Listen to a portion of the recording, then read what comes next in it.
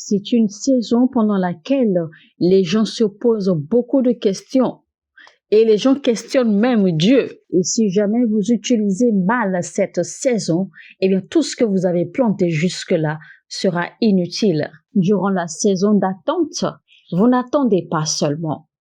Vous n'attendez pas et espérez seulement. Vous priez pour enlever les mauvaises zèbres. Vous faites même des semences s'il le faut. C'est-à-dire que vous ajoutez des fertilisants à tout ce que vous avez planté jusque-là. Durant les moments de saison, vous ne croisez pas les bras.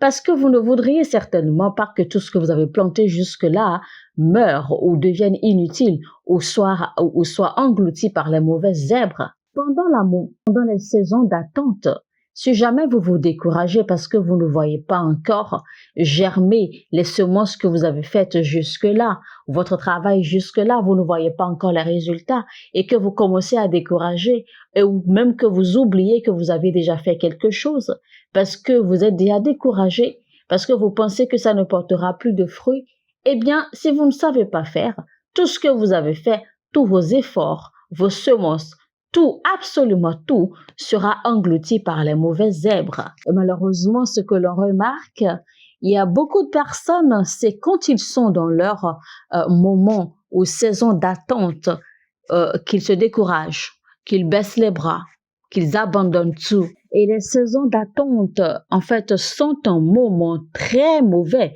pour ceux qui n'ont pas de patience. Vous savez que tous ceux qui ont fait l'histoire de la Bible sont passés par les saisons d'attente également. Parlons par exemple de Joseph.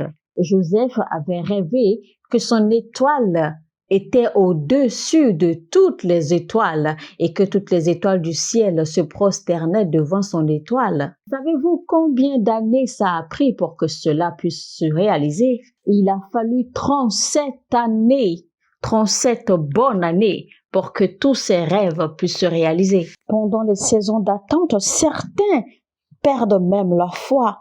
Certains oublient même leur conviction, ce qu'ils ont confessé, ils oublient tout. Et oublions que c'est seul Dieu qui peut changer les temps et modifier les circonstances. Ce qui veut dire que Dieu peut changer vos saisons à tout moment. La Bible dit dans Psaume 37, verset 7. Demeure en silence devant l'Éternel. Attends-toi à lui. Ne t'irrite pas devant le succès qu'obtiennent les uns, ni devant les ruses que déploient les autres. Alors, la Bible dit clairement ici, ne commencez surtout pas à vous comparer aux autres qui réussissent par des ruses. Dans votre saison d'attente, ne commencez pas à vous comparer aux autres. Ne pensez pas que oui, vous êtes droit, vous êtes juste, vous faites les choses bien, mais que vous ne voyez aucun succès. Pendant que dans le même temps, il y a d'autres personnes qui utilisent la ruse, mais qui sont en train de réussir. Non. L'Éternel dit, ne les regardez surtout pas. Ne vous en inquiétez pas et ne vous comparez surtout pas à eux. L'Éternel a dit, attendez-le calmement, patiemment et en silence. Attendez l'Éternel, car c'est lui seul qui change les saisons. C'est lui qui change les circonstances. Ce que vous passez actuellement n'est qu'une saison et cette saison passera. Alors gardez la patience. Attendez de voir la saison passer. Dieu sait exactement ce qu'il fait. Dans la saison d'attente, Joseph a été vendu comme esclave. Dans la saison d'attente, Joseph a été emprisonné et en prison, il interprétait les rêves. Si Joseph n'avait pas été en prison, ce don d'interpréter les rêves n'aurait pas été expressif et n'aurait pas été pris en valeur et n'aurait pas été récompensé non plus. Joseph est passé même par le palais et personne n'a jamais su qu'il pouvait interpréter les rêves. Et une fois qu'il s'est retrouvé en prison, eh bien, l'opportunité s'est présentée et les prisonniers ont su et reconnu que Joseph avait le don d'interpréter les rêves. Alors, quand Dieu vous fait passer par les saisons d'attente, il sait pertinemment ce qu'il fait. Alors, vous pourriez ne pas être vu présentement là où vous êtes. Vous pourriez ne pas être reconnu présentement là où vous êtes. Ne vous en inquiétez pas. Dieu sait pertinemment ce qu'il fait. Restez patient, restez calme et attendez sa saison. Et ne vous mettez surtout pas à vous comparer aux autres. Chaque chose a sa saison de se manifester. Même Jésus-Christ a dû attendre sa saison pour pouvoir se manifester. Même quand ils sont allés l'empresser de faire le miracle du vin, il a dit que son heure n'avait pas encore sonné. Et donc, il ne pouvait rien faire. Alors, si Jésus-Christ, notre Seigneur, a pu comprendre l'importance des saisons, qui êtes-vous? À plus forte raison, vous. La Bible dit dans Ésaïe 60, verset 21, « Ton peuple sera tout entier composé d'hommes justes, et ils posséderont le pays pour toujours. Ils sont les rejetons que j'ai plantés moi-même, l'ouvrage de mes mains pour manifester ma splendeur. » Alors Dieu a bien dit qu'ils posséderont le pays pour toujours. Mais cependant, ils devront attendre la saison. Imaginez par exemple que Dieu vous dise, ma fille, attends un peu. Mon fils, attends un peu. Durant les saisons d'attente, beaucoup de personnes chutent. Beaucoup de personnes font des erreurs. Beaucoup de personnes tombent. Beaucoup de personnes échouent. Imagine un jeune homme qui dit, maintenant, j'ai tout ce qu'il faut. J'ai l'argent, j'ai une maison, j'ai tout ce qu'il me faut. Il me faut juste maintenant me marier. J'ai besoin d'une femme pour me marier. Mais voici que Dieu vous dit, attendez, patientez, parce que je vous fais passer par une saison d'attente pour le moment. Psaume 5, verset 3 dit ceci. Éternel, depuis l'aube, ma voix se fait entendre, car dès le point du jour, je me présente à toi. Et puis j'attends. Il est bien dit dans la Bible, je te présente mes requêtes. Je t'adresse mes prières, Seigneur. Et j'attends, espérant. Il y a certains d'entre nous, d'accord, heureusement, qui savent reconnaître les saisons, qui savent reconnaître quand ils sont en train de traverser leur saison sèche ou quand ils sont en train de traverser une saison d'attente. Et ils savent s'appliquer également. Donc, dans Ésaïe 60, verset 21, comme il a dit, que le peuple possédera le pays pour toujours, mais alors il devra attendre.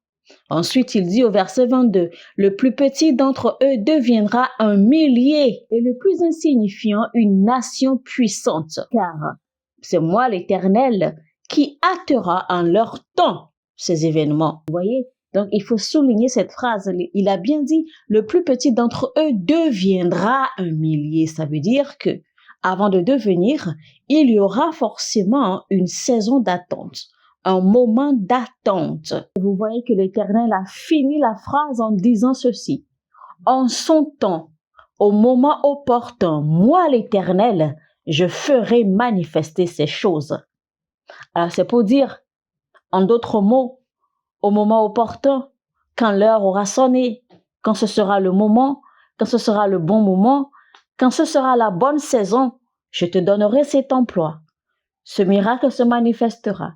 Ta délivrance se manifestera. Maintenant, je vous dis, au cas où vous seriez présentement en train de passer par cette saison d'attente, je vous exhorte, ne vous découragez pas, ne perdez pas patience. Ne perdez pas espoir et ne perdez surtout pas la foi et votre conviction. Et faites attention à ne pas commettre des erreurs. Faites attention à ne pas questionner Dieu. Faites attention à ne pas vous poser des questions. Faites attention à ne pas développer le doute. Car Dieu n'est pas injuste. Dieu n'est pas si méchant. Dieu n'est pas un homme pour mentir. Dieu n'est pas non plus le fils d'un homme, car tout ce qu'il dit, il l'accomplit. Alors, si Dieu vous a mis sur une liste d'attente, mes chers amis, la seule chose que vous pourriez faire peut-être, ce serait d'accélérer la manifestation de votre saison, parce que la Bible nous fait comprendre clairement que nous pouvons racheter le temps.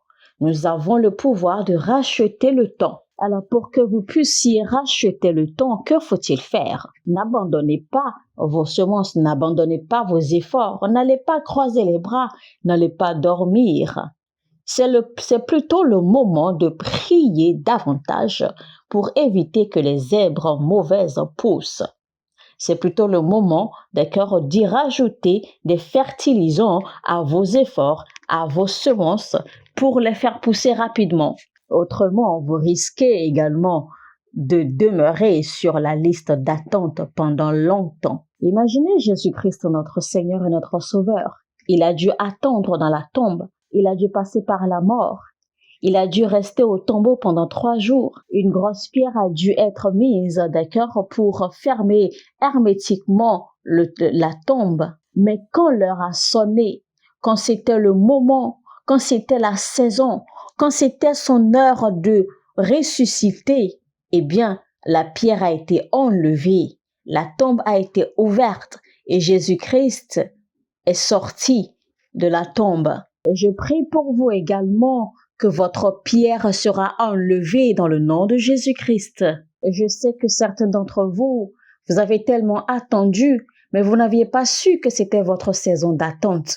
Mais je peux vous annoncer qu'aujourd'hui, à travers ce message, Dieu peut changer votre saison. Il peut changer vos circonstances. Lisons Daniel chapitre 2, verset 21. Car à lui appartiennent la sagesse et la force. Il fait changer les temps et modifie les circonstances. Il renverse les rois et élève les rois.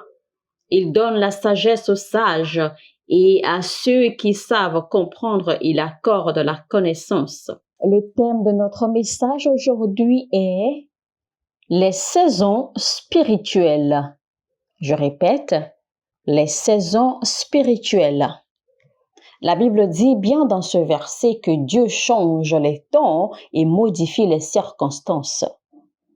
Sachez que Dieu peut décider de changer votre saison aujourd'hui même, s'il le désire, s'il le décide. Il existe tant de choses dans les Écritures bibliques auxquelles la plupart des chrétiens ne font pas attention. Je vous pose la question de savoir quelle est la saison dans laquelle vous vous trouvez maintenant. Pourriez-vous me répondre? Connaissez-vous au moins votre saison actuelle? L'ennemi est au courant que vous ne connaissez pas et donc il profite de votre ignorance.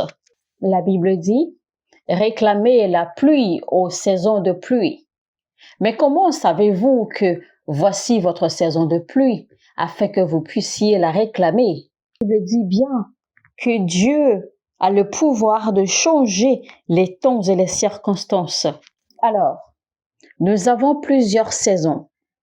Et dans le règne spirituel, il y a ce qu'on appelle les saisons sèches.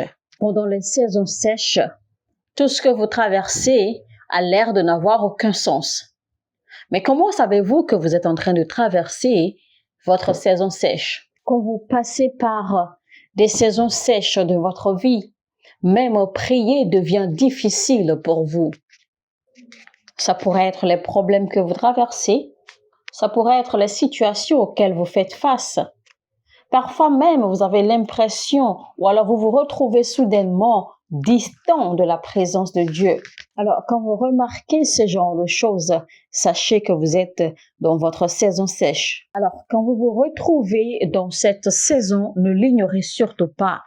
Ne plaisantez pas avec, car c'est une saison assez dangereuse et très délicate. La plupart des chrétiens, même quand ils se retrouvent dans leur saison sèche, eh bien, ils vivent normalement comme si de rien n'était. Et des gens se retrouvent dans cette saison et ils demeurent pendant des années. Tout ce que vous plantez en votre saison sèche ne grandit pas. Tout ce que vous plantez ne germe pas. Tout ce que vous plantez meurt. En votre saison sèche, de la même façon que vous n'arrivez pas à prier, de la même façon qu'il vous est difficile de ressentir la présence de Dieu ou de vous connecter aisément à son esprit, c'est de la même façon que Dieu est absent dans tout ce que vous faites. De la même façon, même dans votre vie, dans votre carrière, votre profession, votre vie financière, tout ce qui vous concerne en fait manque de la présence de Dieu en ce moment-là. Et c'est pour cela que quand vous traversez votre saison sèche, il faut faire très très attention. La question à se poser ici, normalement, est de savoir que dois-je faire alors quand je me retrouve dans ma saison sèche? Jésus-Christ a dit, donnez à boire à ceux qui ont soif. Alors, quand vous vous retrouvez dans votre saison sèche, ça veut dire que spirituellement, vous manquez d'eau, vous avez soif. Et donc, vous avez besoin d'être rempli. Vous avez besoin d'être rechargé. Et il y a beaucoup de chrétiens présentement, d'accord, qui m'écoutent, qui me suivent, qui prient, qui jeûnent, qui font les semences, qui donnent leurs dîmes, qui font leurs offrandes, qui rendent leur service, qui font tout ce qu'il faut. Et pourtant, ils sont dans leur saison sèche. Et certains savent même qu'ils sont dans leur saison sèche et pourtant, ils vivent de façon nonchalante comme si de rien n'était. Alors que c'est très très mauvais, c'est très dangereux parce que c'est une saison très sèche pour vous. C'est une saison où tout ce que vous plantez ne poussera pas. C'est une saison où tout ce que vous plantez mourra immédiatement. Vous devez développer la soif d'être rechargé. Vous devez être attentif afin de déceler, une fois que vous commencez à entrer dans une saison sèche, que quelque chose ne va pas dans votre vie, histoire de chercher à vous recharger spirituellement. Ne vous permettez pas de demeurer dans les saisons sèches. Dieu a dit dans Ésaïe 44 au verset 3, « Je répandrai des eaux sur le sol altéré. J'en ferai ruisseler sur une terre aride. Oui, je répandrai mon esprit sur ta postérité et ma bénédiction sur ta progéniture. » Mais l'expression à souligner ici, c'est « je répandrai des eaux sur le sol altéré ». Alors, le Seigneur a dit qu'il veut répandre les eaux, qu'il veut faire ruisseler les eaux encore, qu'il veut faire couler son esprit sur nous. Alors, qui est prêt à recevoir les eaux du Seigneur? Qui a découvert qu'il est en train de traverser une saison sèche? Qui est cette personne qui a soif de recevoir? Qui est cette personne qui a soif d'être rechargée à nouveau? Si vous êtes cette personne, alors positionnez-vous, car le Seigneur a dit qu'il répandra les eaux sur le sol qui est altéré. Qu'il répandra les eaux, qu'il fera ruisseler les eaux encore une fois sur quiconque qui a soif. Vous êtes sec. Vous avez besoin de cette eau du Seigneur car il a dit encore une fois qu'il fera ruisseler des eaux sur le sol qui est aride. Jésus-Christ l'a bien dit. Il a dit « Béni soit celui qui a soif car il sera rempli, il sera rechargé, il recevra les eaux pour étancher sa soif. » Alors, bien-aimés, je vous encourage, en fait, je vous exhorte à ne pas demeurer dans les moments sèches. Ne demeurez pas dans une sécheresse spirituelle. N'oubliez pas, c'est une saison et une saison est appelée à passer. Une saison vient et elle passe. Et une saison, tout le monde peut passer par cette saison. Et c'est pour cela que quand vous vous retrouvez dans cette saison sèche, n'y demeurez pas. Faites tout pour en sortir. Et les saisons sèches, c'est une saison où beaucoup de chrétiens rétrogradent dans la foi, dans la prière, dans la lecture, dans la méditation, dans le service. Ils rétrogradent en tout. Ils vont toujours à l'église, oui, mais ils végètent dans une saison sèche spirituellement. Alors quand Dieu dit que je répandrai des eaux sur le sol altéré, je répandrai mon esprit sur ta postérité et ma bénédiction sur ta progéniture, quand Dieu dit tout cela, c'est à la condition que vous ayez soif de cela. C'est à la condition que vous reconnaissiez que vous traversez une saison sèche et que vous avez besoin que le Seigneur déverse, que le Seigneur répande à nouveau son esprit sur vous. Autrement, vous ne pourrez pas recevoir. Donc, il est très important que votre esprit soit en alerte, que votre conscience soit assez vivante pour savoir que vous êtes en train de traverser une saison sèche spirituellement. Ça veut dire que pour que vous puissiez savoir que quelque chose ne va pas dans votre règne spirituel, ça commence par votre esprit, par votre homme intérieur. Parce que quand vous traversez cette saison, vous avez tendance à agir de par votre propre sagesse. Vous avez tendance à vouloir régler et gérer les choses de par vous-même. Parfois même, vous avez tendance à vous décourager. Vous avez tendance à baisser les bras. Vous avez tendance à tout abandonner. Vous perdez la foi. vous perdez la conviction, vous perdez la force. Et quand c'est comme ça, même tout ce que vous faites, vous ne voyez aucun succès. Vous ne les voyez pas réussir. Vous ne les voyez pas aboutir. Et c'est comme ça parce que vous êtes dans votre saison sèche. Parce que dans la saison sèche, rien ne pousse. Tout meurt, tout ce que vous plantez meurt immédiatement. Alors, Dieu dit que je répandrai mon esprit sur ta postérité et je répandrai ma bénédiction sur ta progéniture. Ce qui veut dire en fait que si Dieu te bénit, si Dieu déverse sa bénédiction sur toi et que tu n'es pas dans une saison sèche, eh bien cette bénédiction profitera même à ta génération et aux générations qui viennent après toi. La raison pour laquelle tu ne vois pas ces bénédictions se manifester, la raison pour laquelle tu n'en jouis pas et que tu ne les vois pas se répandre autour de toi, c'est parce que le sol sur lequel tu es est un sol aride. C'est un sol qui a déjà été altéré parce que tu es dans une saison sèche. Et quand tu es dans ta saison sèche, ton atmosphère est aride, ton sol est raide, ton sol est altéré. Vous allez faire rapidement cette déclaration prophétique. Déclarée dans le nom de Jésus-Christ, je commande que toute saison sèche autour de moi reçoive les eaux du Seigneur. Que toute saison sèche autour de moi reçoive l'Esprit de Dieu, reçoive les eaux de l'Esprit de Dieu, au nom de Jésus. Quand vous traversez une saison de sécheresse, cela affecte tout dans votre vie. Cela affecte tout ce qui vous concerne et tout ce que vous faites, spirituellement et physiquement. La deuxième sorte de saison que nous allons développer, eh bien, c'est la saison des attentes. La saison des attentes ou encore la saison des espérances. Pendant que certains traversent leur saison de sécheresse, d'autres traversent leur saison d'attente ou d'espérance. Et vous savez, les saisons d'attente sont des saisons très délicates parce que c'est des saisons tellement difficiles, c'est des saisons très dures en fait à supporter. Pourquoi? Parce que c'est des saisons où les gens commettent très rapidement des erreurs.